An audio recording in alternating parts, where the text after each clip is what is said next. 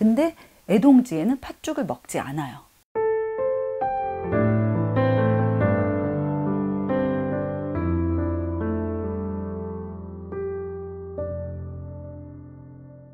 네, 안녕하세요. 네, 안녕하세요. 이날따입니다. 선생님, 이제 곧 동짓날이 그쵸? 다가왔어요. 네, 22일이 동지죠. 이제 이런 무속 귀친랑 쪽에서 동지를 굉장히 중요하게 여기는 걸로 그쵸. 제가 알고 있거든요. 네. 삼재 관련해서도 동지쯤 해가지고 네. 뭐 삼재풀이 해줘야 된다 이런 네. 얘기가 들은 적이 네. 있고요. 정확히 동지에 어떤 의미가 있는 건가요? 동지는 우리 무속 쪽에서만 중요하게 여기는 게 아니라 예로부터 굉장히 중요한 날로 여겨왔어요.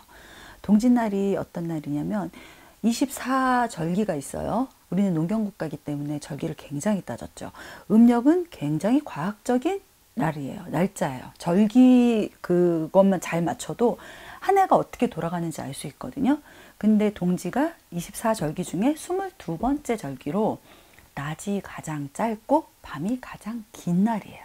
그래서 그날을 기점으로 새해의 운을 봤어요. 왜냐하면 낮이 짧아지고 그날 밤이 가장 길어지잖아. 그러면 그 다음부터는 이제 점점점 낮이 길어져요. 그러니까 농사를 새롭게 시작할 준비를 해야 되는 그런 시기고, 낮이 점점 길어지니까 이제 새해로 넘어가는 기운이 들어오는 거죠. 일단 음력식으로 12월, 정월, 영동달 이렇게 2월달, 석달을 보면 양력으로 봤을 때 1월, 2월, 3월 이렇게 들어가요. 거의. 벌써 음력으로 섣달 때부터는 봄의 기운이 올라오기 시작해서 나무는 차지만 나무 밑에 뿌리에는 벌써 물을 머금고 올라오기 시작한단 말이에요.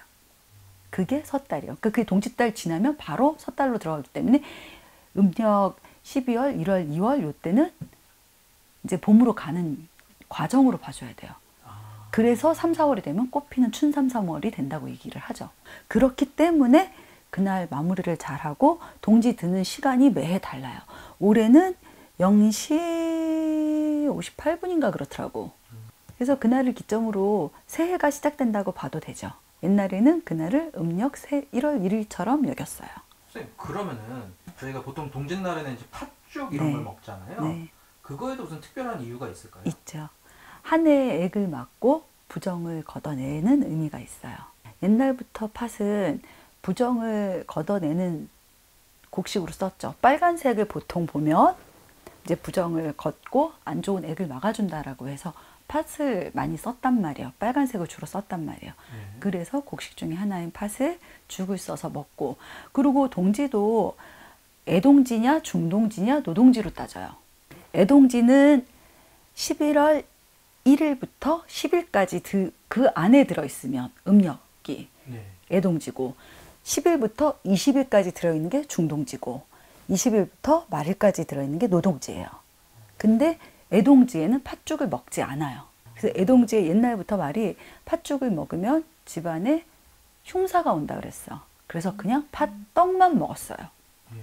그래서 중동지와 노동지에는 꼭 팥죽을 드시고, 약간 이런 걸 믿으시는 분들은 대문 앞에다 살짝씩 뿌려도 주시고, 그래서 팥은 여러 가지로 부정을 걷어내고 액을 걷는 데 많은 효과가 있다라고 쓰이고 있죠. 지금까지도. 그래서 꼭 팥죽을 드시면서 그 해 안 좋았던 거 풀어내고 새해 운을 잘 바꾸자 해서 먹어주는 거거든요. 그래서 나는 그런 전통이 내려온 게, 나는 우리나라가 어떻게 보면 진짜 옛날 어르신들이 참 현명하지 않으셨나라는 생각을 해요. 옛날에는 지금처럼 현대의학이 발달되지 않았었잖아요. 그렇죠. 그렇기 때문에 천연두, 홍역 이런 것들이 전부 역병으로 사람이 죽어나가는 병이었죠. 위험한 병이에요. 그럼요. 왕도 못 막았어요. 근데 페니실린이 개발되면서 어쨌든 지금은 그냥 예방주사 하나 맞으면 괜찮죠. 수두로 죽었다거나 홍역을 알아서 죽었다는 이런 일은 거의 없죠. 근데 옛날엔 그런 방법이 없었잖아. 그런 걸 조심하기 위해서 옛날 어르신들은 아이가 태어나면 금줄을 쓰셨죠. 쑥과 고추 새끼에 꽈서. 맞아요.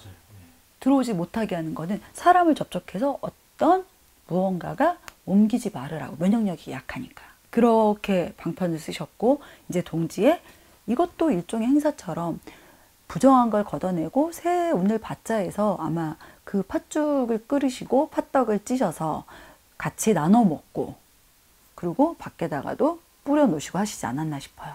작년 같은 경우가 애동지라고 해서 아마 팥죽을 안 먹었던 걸로 기억을 네, 하거든요. 맞아요. 올해는 먹어도 괜찮아요? 네, 중동지예요. 드셔도 돼요.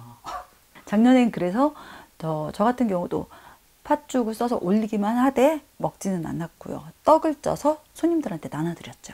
애동지 때 팥죽을 먹어서 정말로 흉사가 있었던 분들이 몇 명 있었어요. 아, 정말요? 초상난 집 있었어. 진짜로. 그러니까 뭐 그게 어떻게 딱 맞아 떨어져서 그랬을 수도 있지만 어쨌든 애동지 때는 먹으면 안 되는 걸로 되어 있죠. 이런 일반인들이 네. 팥죽 말고 동짓날에 신경 써야 되는 건 뭐가 있을까요? 일반인들이 할 수 있는 건 팥죽 말고 신경 쓸 수 있는 게 없는데? 아, 그래요? 아, 혹시나 해서 뭐가 있을까 여쭤봤었어. 그래서 저희들이 동짓날 동지매기를 하기도 하고 저 같은 경우는 정월 대보름에 액매기를 하기도 하고 그래요. 그래서 삼재를 그 안에 풀고 한 1년에 드는 홍수를 막아주죠. 아, 그래서 홍수매기라는 행사를 해요. 저도 하니까 하실 생각 있으신 분들은 연락 주시기 바랍니다. 네, 많은 연락 부탁드리고요. 네. 네, 선생님 이제 이번 시간에는 네. 동짓날에 관련해서 왜 동짓날이 중요한가 이제 선생님께 여쭤봤는데요. 네. 끝으로 한 말씀만 부탁드리겠습니다. 절기를 따지는 게 굉장히 피곤하긴 하지만 절기가 되게 중요하기도 하거든요. 동짓날을 딱 마지막 기점으로 해서 올해 안 좋은 게 많았다고 생각하셨던 분들은 안 좋은 기운을 다 털어내시고 이민년의 새로운 기운을 잘 받으셔서 한 해가 복되게 돌아가시길 빕니다.